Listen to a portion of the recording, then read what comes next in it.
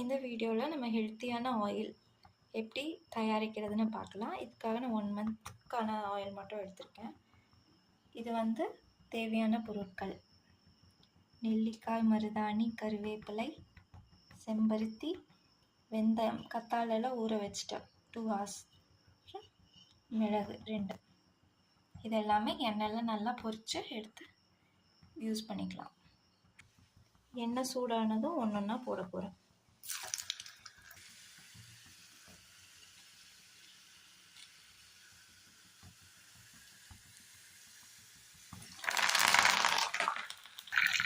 பார்த்து பண்ணிக்கோங்க, தெரிக்கும்.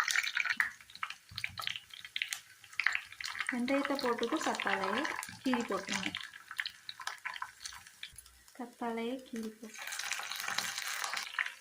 கடைசியாக செம்பருத்தி இலை. இதை நல்லா ஓவர் நைட் வச்சு வடித்து யூஸ் பண்ணலாம்.